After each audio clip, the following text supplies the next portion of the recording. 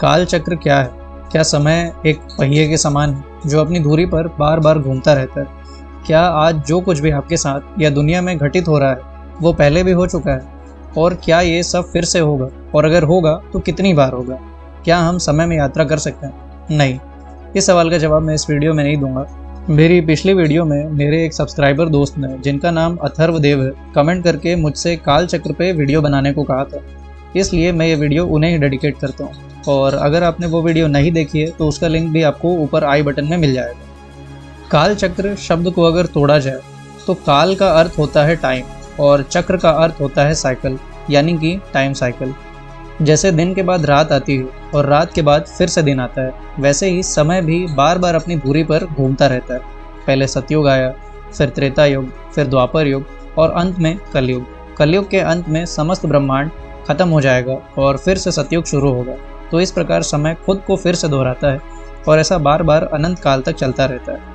हर इंसान की मृत्यु होती है, वो अपने कर्म अनुसार स्वर्ग या नर्क जाता है, फिर वहाँ अपने समय पूरा करके उसका फिर से पुनर्जन्म होता है। इस प्रकार हर कोई जीवन और मृत्यु के चक्र में बंधा हुआ है और ये सब तब तक चलता रहता है जब तक कि उसे मोक्ष न मिल जाए। अब थोड़ा युगों और उनकी अवधि के बारे में जान लेते हैं। सबसे पहले आता है सतयुग, जो कि 17,28,000 सालों का होता है।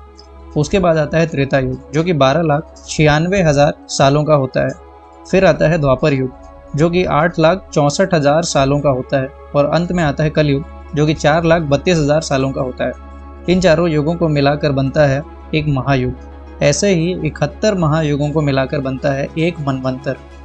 इसी प्रकार के 14 मनवंतरों को मिलाकर बनता है एक कल्प। एक कल्प जब बीत जाता है तो ब्रह्मा का एक दिन होता है और एक कल्प और बीत जाने पर ब्रह्मा की रात होती है।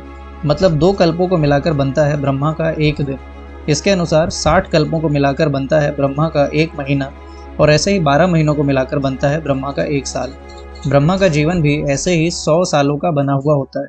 ब्रह्मा के 100 साल बीत जाने के बाद भगवान विष्णु के नाभि से नए ब्रह्मा उत्पन्न होते हैं और फिर से उनका पहला दिन शुरू होता है। पहला दिन यानी कि एक कल्प और एक कल्प का दिन और एक कल्प की रात। भगवान विष्णु समय की सीमा से परे हैं, तो इस तरह ब्रह्मांड बनता है, फिर नष्ट होता है, फिर बनता है और फिर से नष्ट होता है। यानी कि समय की शुरुआत होती है, फिर उसका अंत होता है, फिर से समय की शुरुआत होती है और फिर से उसका अंत होता है। और यह प्रक्रिया अनंत काल तक बस यूं ही चलती रहती है। जो भी इस दुनिया में आज हो रहा है वो पहले भी असंख्य बार हो चुका है और आगे भी अनंत काल तक बिल्कुल ऐसा ही चलता रहेगा। मतलब आप, हम सब पहले भी कई बार धरती पर जन्म ले चुके हैं।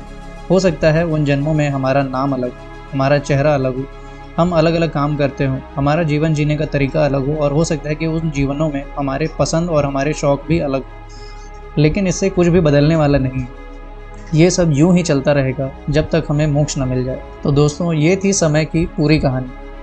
अगर कोई इंसान भगवान विष्णु से ये वरदान प्राप्त कर ले कि वो ब्रह्मा के 2 जीवन देख सके, तो उसे इस बात का ज्ञान हो जाएगा कि समय की शुरुआत किस बिंदु से होती है, कैसे हर एक वस्तु, इंसान, ग्रह, नक्षत्र, मंडल, यहाँ तक कि एक एक कण कण भी काल चक्र में घूमता रहता है, बार बार उत्पन्न होता रहता है, बार बार नष्ट होता रहता है, फिर उसी प्रकार उनका सृजन होता है, फिर उसके बाद में उनका अंत होता है और ये सब एक चक्र में बार बार घूमता रहता है। और वो इंसान ये भी जान सकता है कि समय का अंत किस बिंदु पर होता है, यानी कि समय का अंत कहाँ पे होता है। अगर मैंने कोई भी जानकारी इस वीडियो में गलत दी हो तो मुझे माफ़ करना। मैंने बस अपनी समझ से आप लोगों को सरल तरीके से समय को समझाने की कोशिश की है। जितना भी मैंने समय के बारे में जाना उतना आप लोगों को बता दिया। तो चलिए दोस्तों, मुलाकात होगी अगली वीडियो।